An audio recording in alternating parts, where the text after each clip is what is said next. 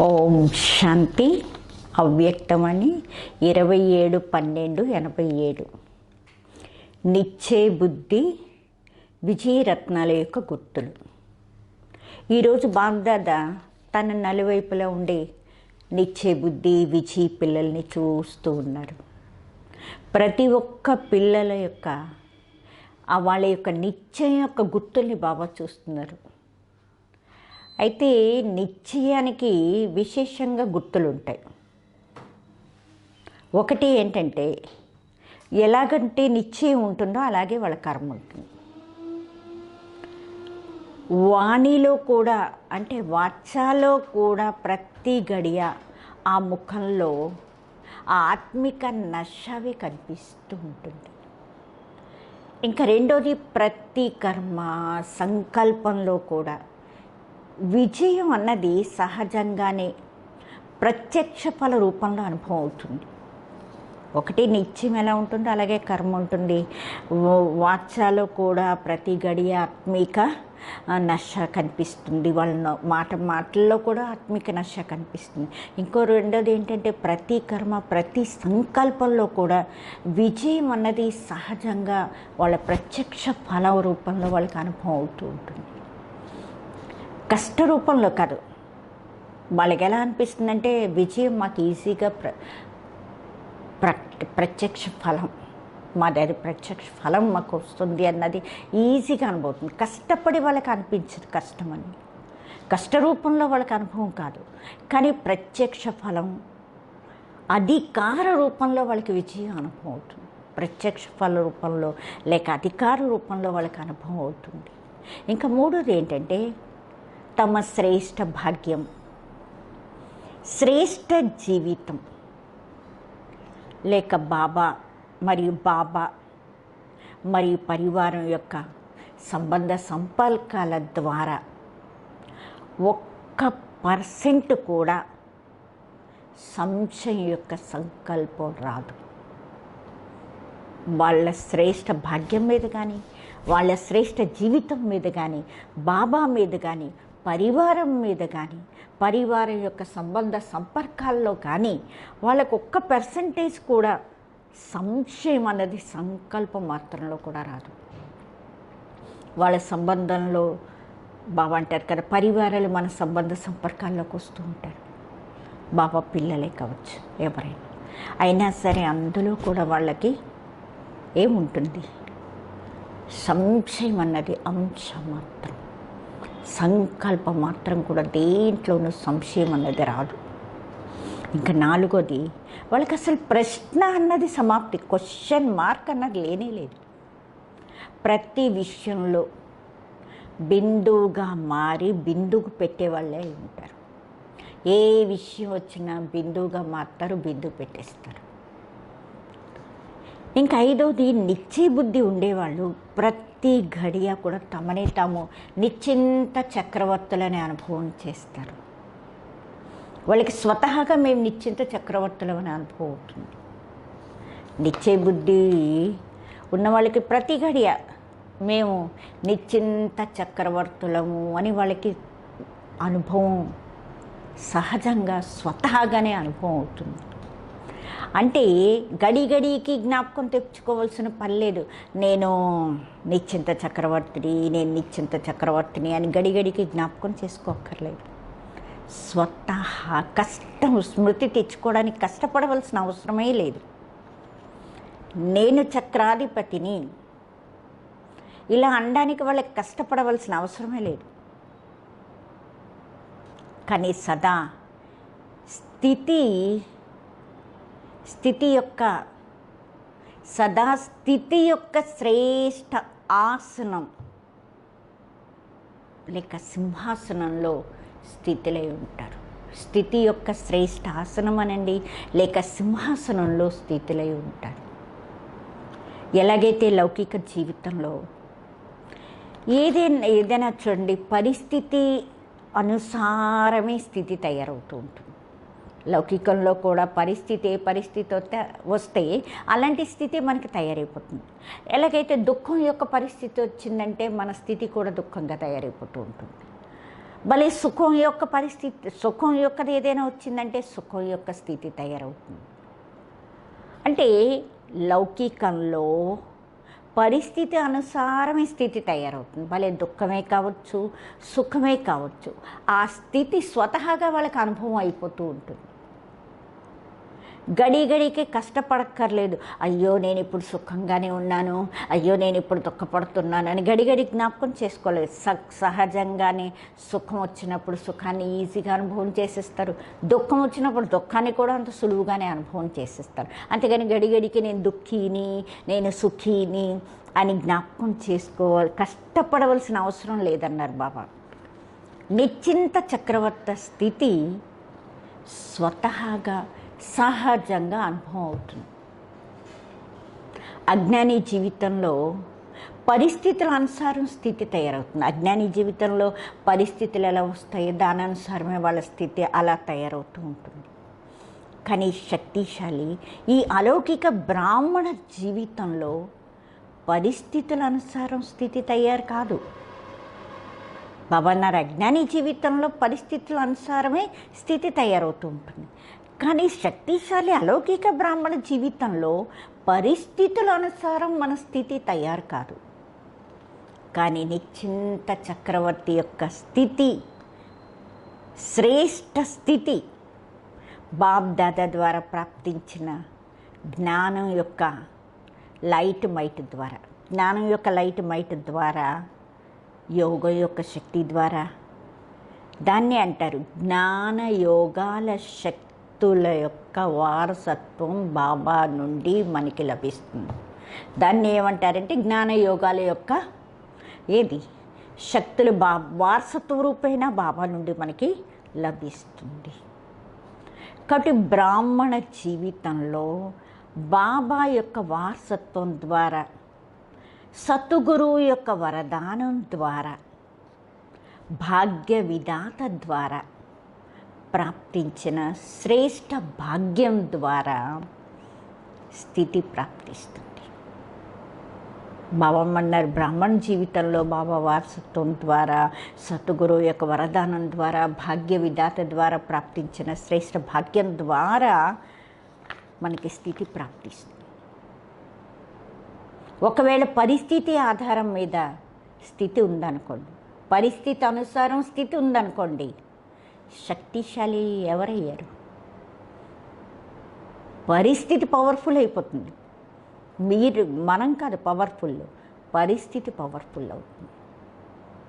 ఇంకా పరిస్థితి ఆధారంగా స్థితి తయారు చేసుకునే వాళ్ళు ఎప్పుడు చలించకుండా స్థిరంగా ఉండలేరు.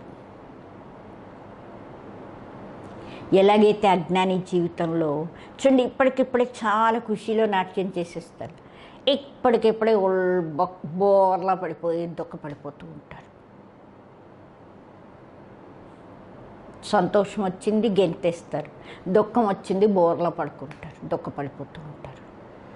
బాబా అంటారు, అలౌకిక జీవితంలో అలజడి ఉండే స్థితే ఉండదు. పరిస్థితి ఆధారంతో కాదు, మన వారసత్వం వరదానం యొక్క ఆధారంతో, మన శ్రేష్ఠ స్థితి యొక్క ఆధారంతో పరిస్థితులు పరివర్తన చేసేవాళ్ళే ఉంటారు. బాబా అంటారు, పరిస్థితి ఆధారంతో కాదు, వారసత్వం వరదానం ఆధారంతో, తమ శ్రేష్ఠ స్థితి యొక్క ఆధారంతో పరిస్థితుల్ని కూడా పరివర్తన చేసేవాళ్ళు అవుతారు. కాబట్టి నిచ్చే బుద్ధి ఈ కారణంగానే సదా నిశ్చింతగా ఉంటారు. అంటే పరిస్థితుల ఆధారంతో తమ స్థితి ఉండదు. బాబా నుండి ప్రాప్తించిన వరదానాలు, వారసత్వం, శ్రేష్ఠ స్థితితో ఆ పరిస్థితిని వాళ్ళు పరివర్తన చేసేసుకుంటారు. అందుకే నిశ్చింత చక్రవర్తులై ఉంటారు, సదా నిశ్చింత చక్రవర్తులు. ఎందుకంటే చింత ఉంది అంటే ఏదో ఒక అప్రాప్తి ఉంది, లేక ఏదో లోటు ఉన్న కారణంగానే చింత ఉంటుంది. ఒకవేళ సర్వప్రాప్తి స్వరూపులు, మాస్టర్ సర్వశక్తివంతులు అయినట్లయితే ఇంకా చింత ఏ విషయంలో ఉంటుంది? ఇంకా ఆ రోజు ఏంటంటే నిశ్చయ బుద్ధి అంటే సదా బాబాకి బలి అయ్యేవాళ్ళు. బలిహారం అంటే ఏంటంటే సర్వంశం సమర్పిత కావడం, సర్వంశం సమర్పితం అంటే సర్వవంశ సైతం సమర్పితం.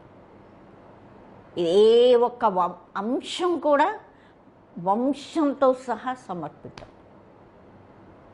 భలే దేహభ్రాంతిని తీసుకొచ్చే వికారాల వంశం కావచ్చు, లేక దేహ సంబంధాల యొక్క వంశం కావచ్చు, భలే దేహం యొక్క వినాశీ పదార్థాల యొక్క కోరికల యొక్క వంశం కావచ్చు.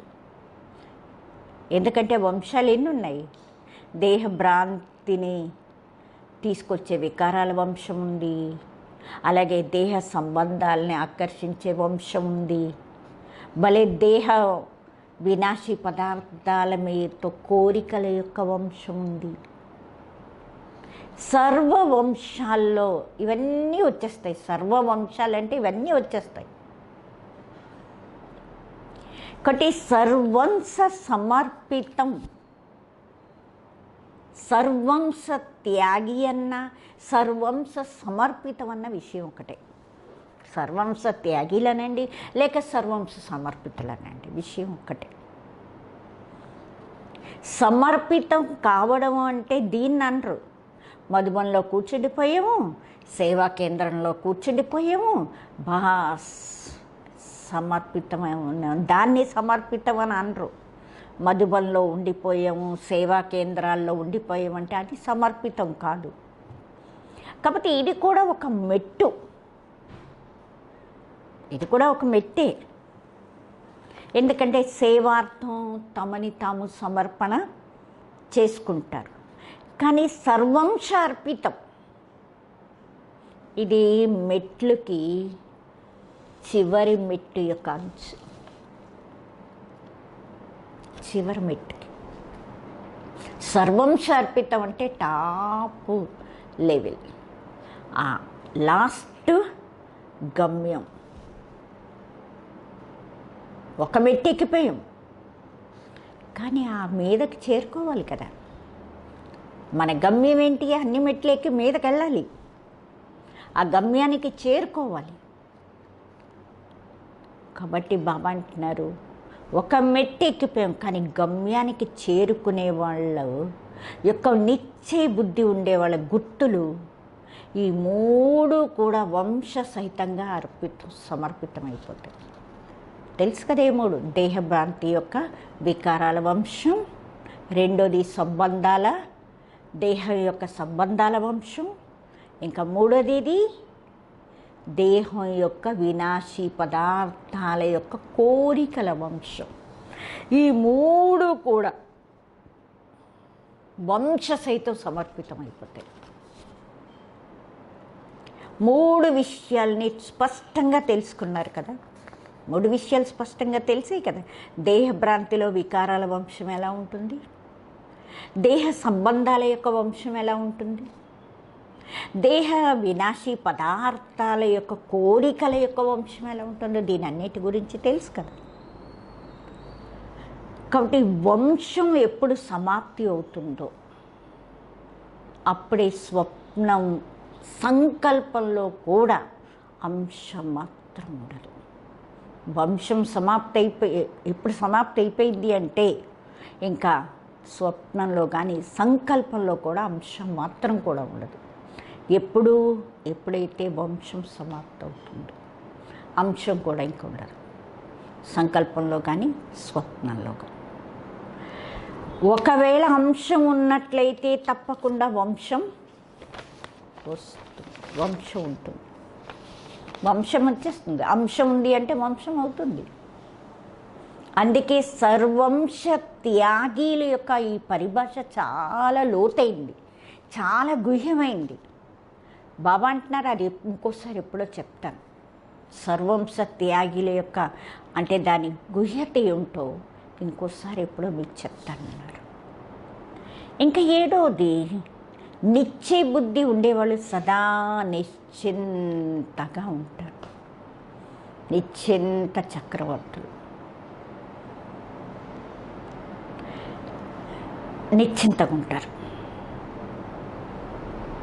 ప్రతి విషయంలో విజయం ప్రాప్తిస్తుంది అనే నషలో, ప్రతి విషయంలో మాకు విజయం ఉంటుంది, ఈ నషలో నిశ్చింతతని అనుభవం చేస్తారు. విజయులవుతాము అవ్వో కాదు, ప్రతి విషయంలో మాకు విజయం ఉంది. కాబట్టి ఈ నిశ్చింతగా ఉంటారు. కాబట్టి నిశ్చయం, నిశ్చింత, నిశ్చిత్ అంటే ఏంటి? నిశ్చయం అంటే తెలుసు, అలాగే నిశ్చింత అంటే చింత లేకుండా ఉండడం. నిశ్చిత్ అంటే అది ఫిక్స్ అయి ఉంది మన విజయం ఫిక్స్. నిశ్చిత్ అంటే ఫిక్స్ అయి ఉంది.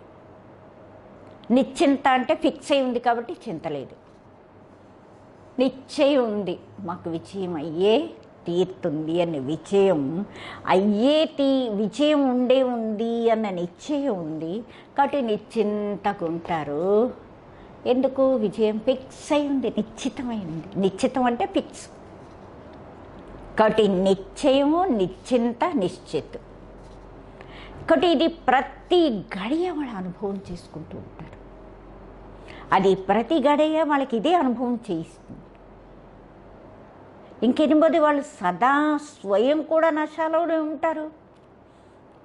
వాళ్ళ నషాన్ని చూసి వేరే వాళ్ళకు కూడా ఆత్మిక నష అనుభవం అయిపోతూ ఉంటుంది. వేరే వాళ్ళకు కూడా ఆత్మిక నషలో బాబా యొక్క సహయోగంతో, స్వయం యొక్క స్థితితో అనుభవం చేయించేస్తారు.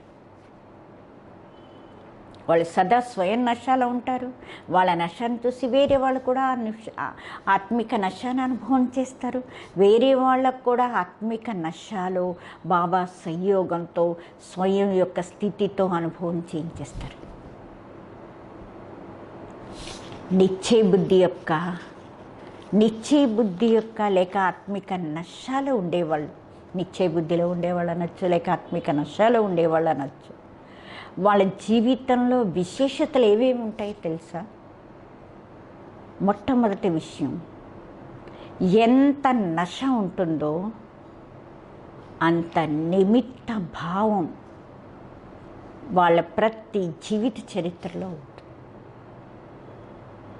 ఎంత శ్రేష్ఠ నష ఉంటుందో అంతగా నిమిత్త భావం వాళ్ళ ప్రతి జీవిత చరిత్రలో ఉంటుంది. నిమిత్త భావం యొక్క విశేషత ఉండడం కారణంగా నిర్మాణ బుద్ధి ఉంటుంది. బుద్ధి మీద అటెన్షన్ పెడతారు.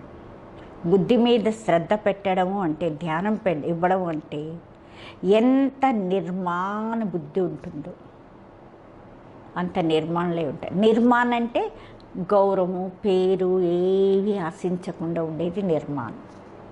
నిర్మాణం అంటే ఉన్నతి, వేరే వాళ్ళ ఉన్నతిని కోరుకునే భావం.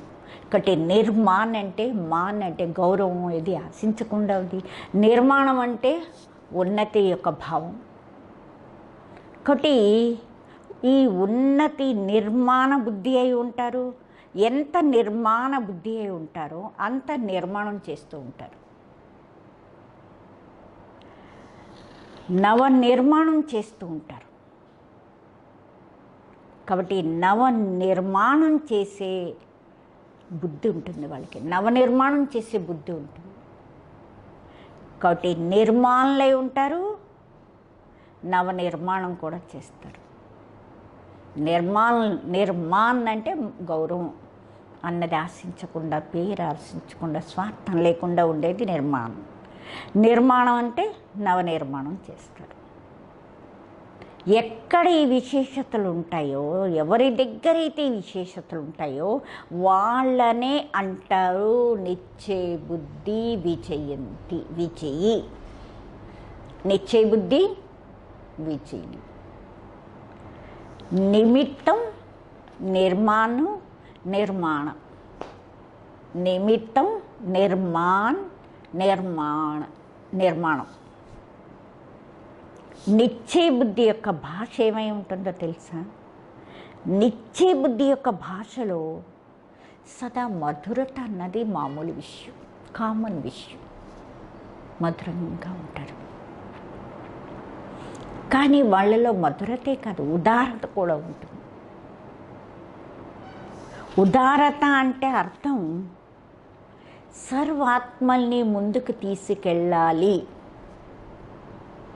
అన్న ఉదారత ఉంటుంది. ఎలాగైనా సర్వాత్మల్ని ముందుకి పెట్టాలి, ముందుకు తీసుకెళ్ళాలి అనే ఉదారత ఉంటుంది. ముందు మీరు, నేను కాదు, ముందు మీరు.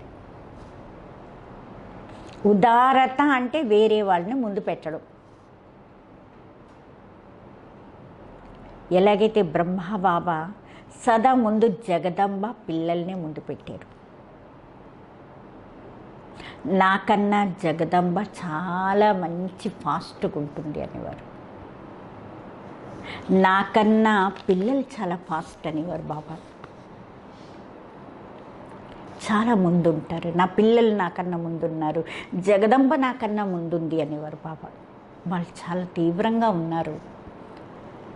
ఈ ఉదారత యొక్క భాష ఇది. ఇంకా ఎక్కడ ఉదారత ఉంటుందో, స్వయం ప్రతి ముందుకు ఉండాలి, స్వయం కోసం మేము ముందు ఉండాలి అన్న కోరికే ఉండదు. అక్కడ డ్రామా అనుసారం, వాళ్ళకి అక్కడ డ్రామా అనుసారం స్వతహాగానే మన ఇచ్ఛిత ఫలం ప్రాప్తిస్తుంది. బాబా అంటారు, ఎక్కడ ఉదారత ఉంటుందో, స్వయం ప్రతి కోరికే ఉండదో, అక్కడ డ్రామా అనుసారం స్వతహాగానే మన ఇచ్ఛిత ఫలం ప్రాప్తిస్తూనే ఉంటుంది.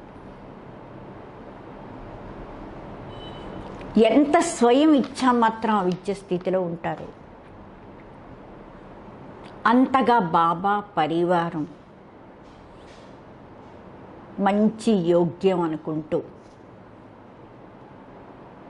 వాళ్ళనే ముందు పెట్టేస్తూ ఉంటారు.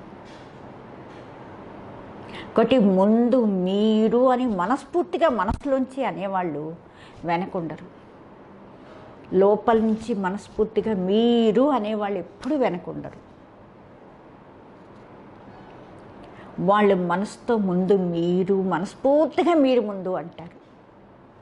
సర్వుల ద్వారా ఆటోమేటిక్గా మీరు అన్నది అవుతూ ఉంటుంది. అందరినీ మనం మీరు మీరు అంటే సర్వుల ద్వారా మీరు అన్నది స్వతహాగానే వస్తుంది. కానీ ఇచ్చ ఉండేది కాదు, ఇచ్చ ఉండకూడదు. కాబట్టి నిశ్చయ బుద్ధి యొక్క భాష సదా ఉదారత ఉండే భాష, సంతుష్టత యొక్క భాష, సర్వుల కళ్యాణం యొక్క భాష. ఇలాంటి భాష వాళ్ళని ఏమంటారు? నిశ్చయ బుద్ధి విజయి. అయితే అందరూ నిశ్చయ బుద్ధిలే కదా, ఎందుకంటే నిశ్చయమే మన పునాది, ఫౌండేషన్. నిశ్చయం మనకి పునాది, నిశ్చయమే మనకి ఫౌండేషన్. కానీ ఎప్పుడైతే పరిస్థితుల యొక్క, మాయ యొక్క, సంస్కారాల యొక్క అనేక రకరకాల స్వభావాల యొక్క తుఫాన్లు వస్తాయో, పరిస్థితుల యొక్క తుఫాను, మాయ యొక్క తుఫాను, సంస్కారాల యొక్క తుఫాను, అనేక రకరకాల స్వభావాల యొక్క తుఫాను ఎప్పుడైతే వస్తాయో అప్పుడు తెలుస్తుంది మన నిశ్చయం యొక్క పునాది గట్టిగా ఉందా లేదా. ఎలాగైతే ఈ పాత ప్రపంచంలో అనేక రకాల తుఫాన్లు వస్తూ ఉంటాయి, ఈ పాత ప్రపంచంలో కూడా అనేక రకాల తుఫాన్లు వస్తాయి. అప్పుడప్పుడు వాయు యొక్క తుఫాను వస్తుంది, ఒక్కొక్క సముద్రంలో తుఫాను వస్తుంది. అలాగే ఇక్కడ కూడా అనేక రకరకాల తుఫాన్లు మనకు వస్తూ ఉంటాయి. తుఫాన్ ఏం చేస్తుంది? తుఫాన్ ఏం చేస్తుంది? ముందు ఎగిరిస్తుంది, తర్వాత విసిరేస్తుంది. ముందు ఎగిరిస్తుంది, తర్వాత విసిరేస్తుంది. కాబట్టి అలాగే ఇక్కడ తుఫాను కూడా ముందు మనని ఖుషీలో ఎగిరిస్తుంది, అల్పకాల నష్టాల పైకి తీసుకెళ్ళిపోతుంది. ఎందుకంటే మాయకి తెలిసిపోయి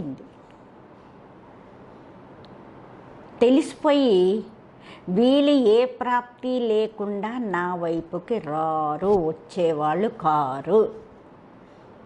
కాబట్టి ముందు ఆర్టిఫిషియల్ ప్రాప్తితో మన్ని పైకి ఎగరేస్తుంది. దానికి తెలిసిపోయింది మాయకి, వీళ్ళు ఏ ప్రాప్తి లేకుండా వీళ్ళు నా వైపుకి రారు. అందుకని ఏం చేస్తుంది, అల్పకాల నష్టాలు మన ఏం చేస్తుంది, పైకి తీసుకెళ్ళిపోతుంది. ఎందుకు, మాయకి తెలిసిపోయింది కదా. ఒకటి ముందు ఆర్టిఫిషియల్ ప్రాప్తితో మన ఎగరేస్తుంది, తర్వాత మనని పడిపోయే కళల్లోకి కిందకి పడేస్తుంది. మనం ఏదో ఆర్టిఫిషియల్ నష్టాలోకి వెళ్ళిపోతాం, ఖుషీలోకి వెళ్ళిపోతాం. ఆ తర్వాత ఎక్కడికి చేరుకుంటామంటే దబ్బని కిందకి పడతాం. మాయ కూడా చతురు, చాలా తెలివైంది. ఒకటి నిశ్చయ బుద్ధి యొక్క దృష్టితో, నిశ్చయ బుద్ధి యొక్క ఆ దృష్టి త్రినేత్రిగా ఉంటుంది. మూడో నేత్రంతో మూడు కాలాలని చూసుకుంటారు. అందుకే ఇప్పుడు మోసపోరు. ఒకటి నిశ్చయం, మీకు నిశ్చయం ఉందా లేదా అన్నది పరిశీలన ఎప్పుడు జరుగుతుంది, తుఫాన్ వచ్చినప్పుడే తెలుస్తుంది మీకు నిజంగా నిశ్చయం ఉందా లేదా. ఎలాగైతే తుఫాన్లో, అందుకే ఎప్పుడు బాబా అంటారు, ఎలాగైతే తుఫాన్లో పెద్ద పెద్ద వృక్షాలు కూడా అవుతాయి, పునాదులతో వేళ్లతో సహా ఏమవుతాయి, పడిపోతూ ఉంటాయి. మొత్తం పునాదితోనే అది లోపల నుంచి కింద నుంచి ఏం చేస్తుంది, మొత్తం చెట్టు వేళ్లతో సహా పునాదుల నుంచి పడిపోతుంది. అలాగే ఈ మాయ తుఫాను కూడా నిశ్చయం, మన నిశ్చయం యొక్క పునాదిని ఏం చేస్తుంది, లేపేయడానికి ప్రయత్నం చేస్తుంది. మన నిశ్చయం యొక్క పునాదిని పూర్తిగా కూల్చేయడానికి ప్రయత్నం చేస్తుంది. కాకపోతే రిజల్ట్లో పూర్తిగా తీయలేదు, కానీ కదిలిపోవడం ఎక్కువ కదిలిపోతారు. మళ్ళీ పూర్తిగా అది వేళ్లతో పీకలేకపోయినా బాగా కదిలిపోతారు. ఇలా బాగా కదిలిపోయినప్పుడు ఫౌండేషన్ ఏమవుతుంది, లూజ్ అయిపోతుంది, పచ్చిగా అయిపోతుంది. దానికంత బలం ఉండదు.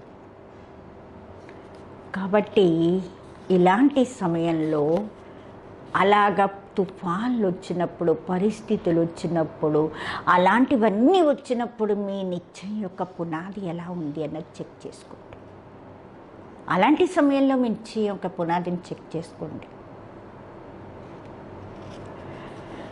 ఒకవేళ మామూలుగా ఎవరినైనా అడిగామనుకోండి, మీకు నిశ్చయం ఉందంటే పక్కా, నిశ్చయం పక్కా ఉందంటే ఏమంటారు, చాలా మంచిగా స్పీచ్ ఇచ్చేస్తారు. ఓ నిశ్చయంలో మాకు ఎటువంటి తేడా లేదు అంటారు. మంచిదే కూడా, నిశ్చయంలో ఉండాలి.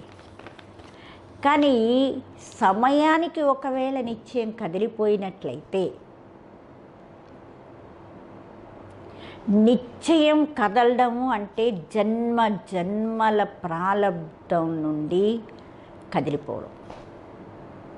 నిశ్చయంలో కదిలిపోయాము అంటే జన్మ జన్మల ప్రాలబ్ధం నుండి కదిలిపోయాము. అందుకే తుఫాన్ సమయంలోనే చెక్ చేసుకోవాలి. ఉట్టప్పుడు మనందరం బాగానే ఉంటాం, పరిస్థితులు అనే తుఫాన్లు వచ్చేసరికి అప్పుడు నాకెంత నిశ్చయం ఉంది, నా స్థితిలో ఎంత చెలించకుండా ఉంది, నా పునాది ఎంత నిశ్చయం అనే పునాది ఎంత గట్టిగా ఉంది అన్నది అప్పుడు తెలుస్తుంది. ఒకటి బాబా అంటే తుఫాన్ సమయంలోనే చెక్ చేసుకోండి. ఏ హద్దుగల పేరు, గౌరవం, పొజిషన్ ఎవరైనా ఇవ్వలేదనుకోండి, లేక వ్యర్థ సంకల్ప రూపంలో మాయ తుఫాన్లు వచ్చాయి అనుకోండి, ఏదైతే మనం కోరిక పెట్టుకున్నాం ఆ కోరిక పూర్తి కాలేదు, అలాంటి టైంలో కూడా బాబా అంటారు, ఏదైతే నిశ్చయం ఉండాలి, నేను సమర్థమైన తండ్రికి సమర్థమైన ఆత్మని. ఇది జ్ఞాపకం ఉంటుందా, లేక వ్యర్థం సమర్థం మీద విజయం అయిపోతుందా? ఎవరైనా మనకి గౌరవం ఇవ్వచ్చు, మన పేరు చెప్పచ్చు, లేకపోతే మనకు పొజిషన్ ఇవ్వచ్చు, ఇవ్వకపోవచ్చు. ఎవరైనా మనకి ఇవ్వలేదు. వ్యర్థ సంకల్పరూపి మాయ తుఫాన్లు వచ్చేయచ్చు.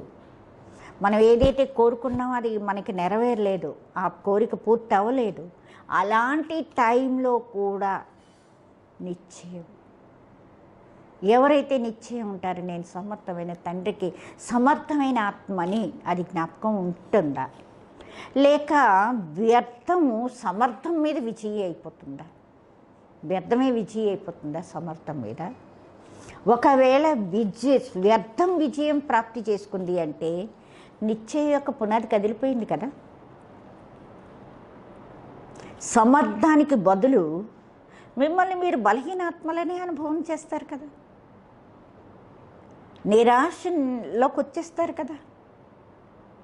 అందుకే అంటారు, తుఫాన్ సమయంలోనే చెక్ చేసుకోండి మీ స్థితి ఎలా ఉంది, మీ నిశ్చయం ఎలా ఉంది అన్నది తుఫాన్ల సమయంలో చెక్ చేసుకోండి.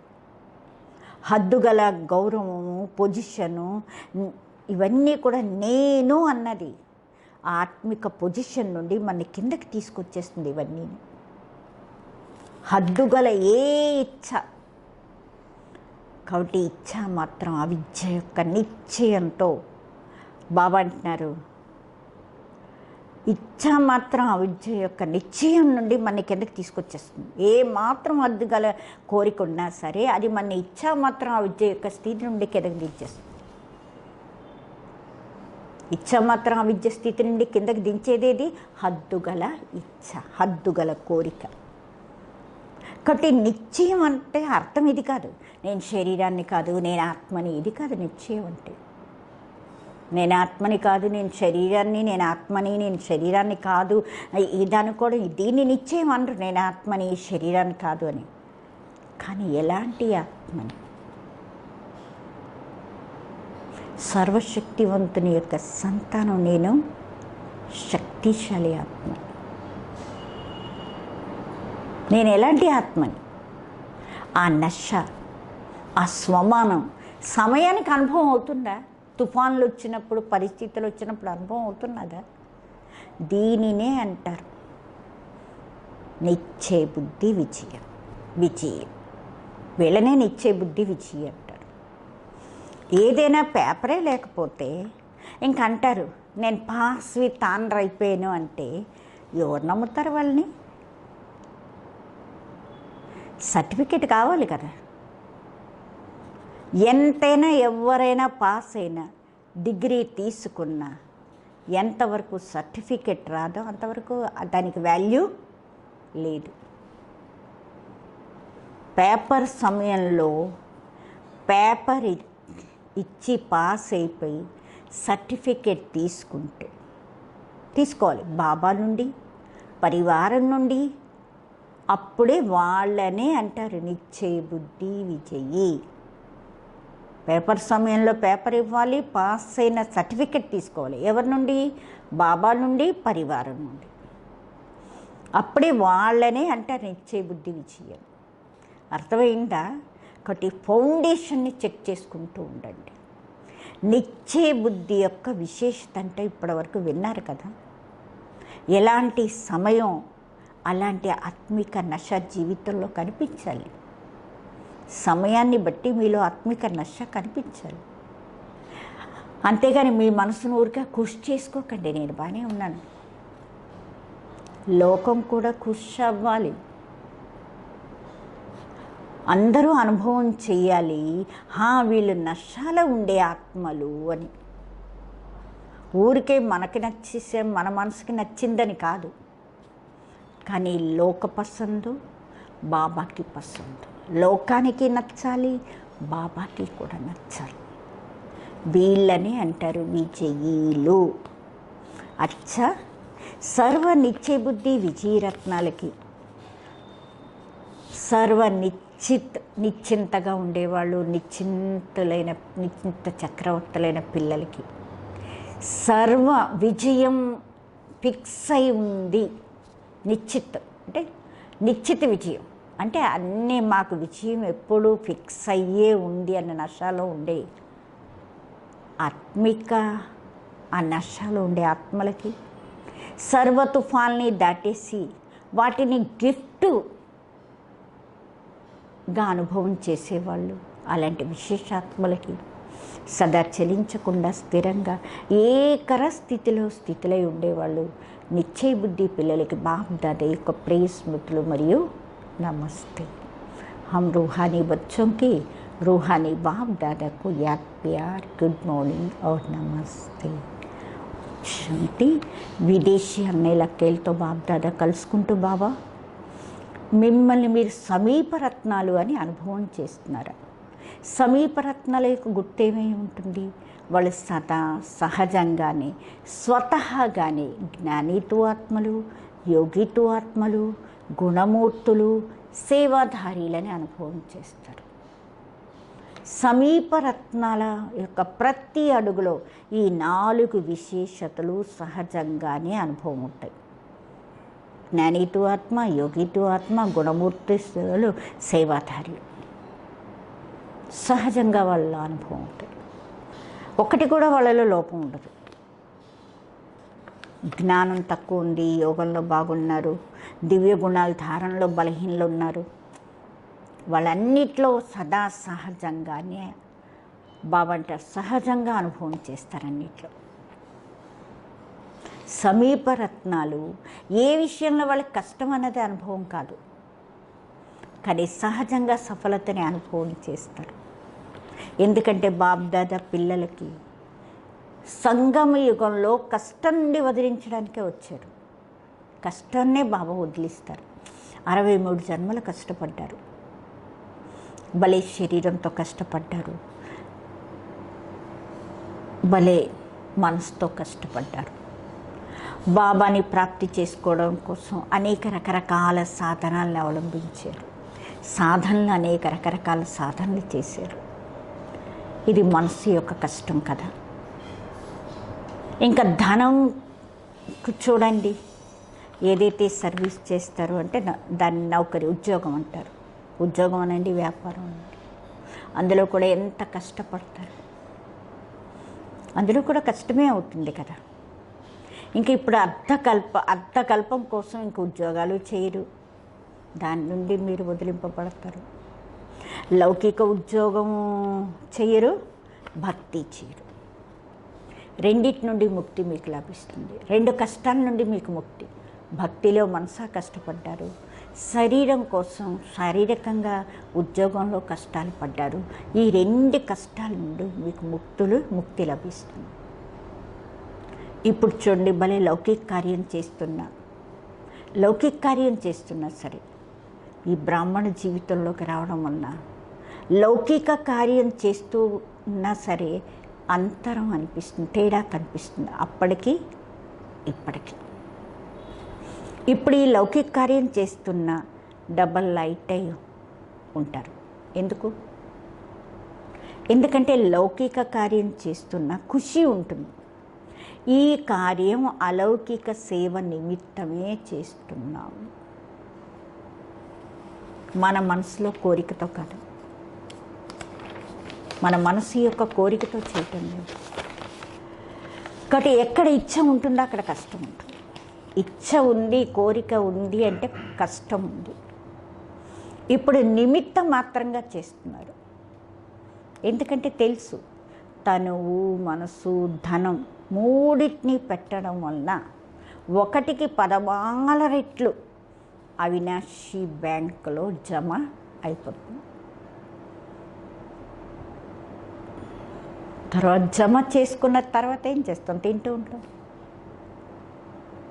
పురుషార్థంతో యోగం పెట్టుకుని జ్ఞానం వినిపించేది ఈ కష్టం నుండి వదిలింపబడతారు. ఇక్కడ పురుషార్థం చేస్తారు, యోగం పెట్టుకోవడానికి, జ్ఞానం వినడానికి, వినిపించడానికి. ఈ కష్టాలన్నీ ఇక్కడ పడతారు. వీటి నుండి కూడా వదిలింపబడతారు. అప్పుడప్పుడు క్లాసెస్ విని కూడా అలసిపోతూ ఉంటారు. అప్పుడప్పుడు క్లాసులు విని కూడా అలసిపోతారు. బాబా అంటారు, అక్కడ లౌకిక రాజనీతికి పడాయి ఏదైతే ఉంటుందో అది ఆటల్లోనే ఉంటుంది. ఇన్ని పుస్తకాలు విజ్ఞాపకం చేసుకోవాల్సిన పని లేదు. అన్ని కష్టాలు ఇక్కడ మీకు అక్కడ వదిలిపోతాయి. కొంతమందికి చదువు కూడా బరువు అనిపించేస్తూ ఉంటుంది. సంగమ యుగంలో కష్టము అన్నదాని నుంచి వదిలించుకునే సంస్కారాన్ని ఇక్కడే మీరు నింపుకుంటున్నారు.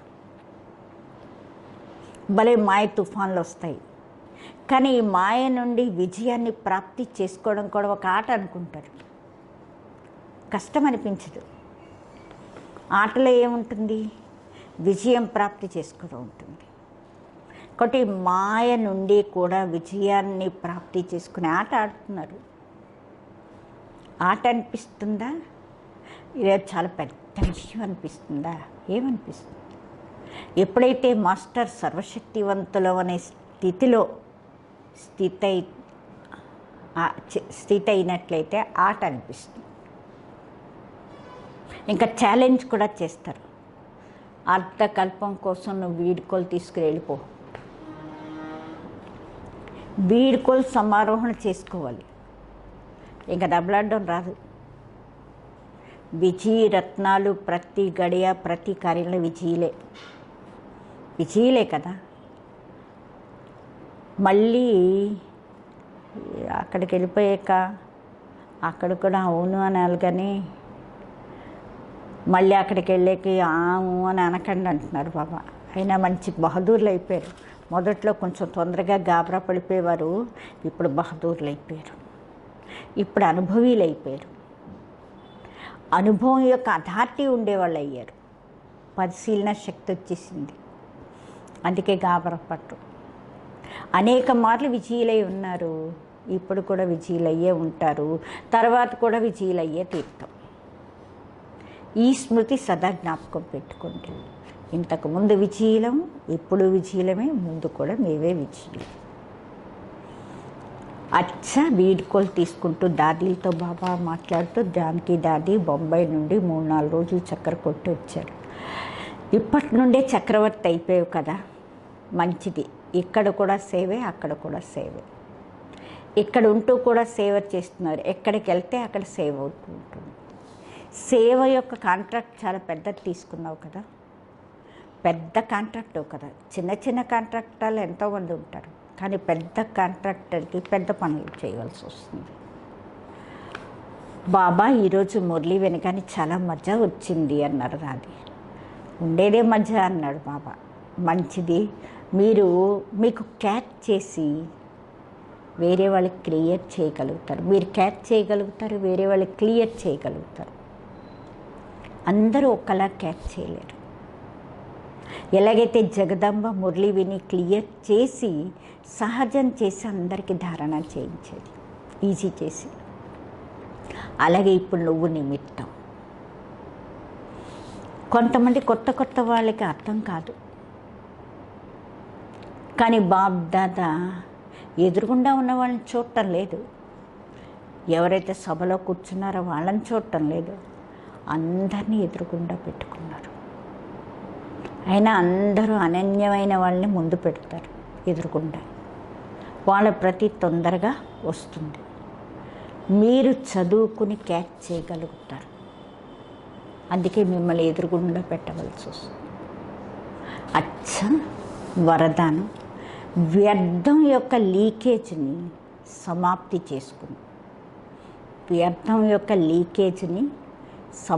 చేసుకుని, సమర్థం అయ్యేవాళ్ళు తక్కువ ఖర్చు, ప్రఖ్యాతి ఎక్కువ వాళ్ళు కంటారు. సంగమ యుగంలో బాబ్దాదా ద్వారా ఏవైతే మనకి ఖజానాలు లభించాయో ఆ సర్వ ఖజానాల్ని వ్యర్థంగా పోకుండా దాన్ని మిగుల్చుకునేవాళ్ళు, తక్కువ ఖర్చు చేసేవాళ్ళు, ప్రఖ్యాతి పొందేవాళ్ళు అవ్వండి. వ్యర్థం నుండి రక్షించుకోవడం అంటే, వ్యర్థం నుండి మిగుల్చుకోవడం అంటే అర్థం ఏంటి? వ్యర్థాన్ని మిగల్చడం అంటే అర్థం ఏంటి? సమర్థులు కావడం. వ్యర్థాన్ని లీక్ చేయకుండా సమాప్తి చేయడం అంటే సమర్థులు కావడం.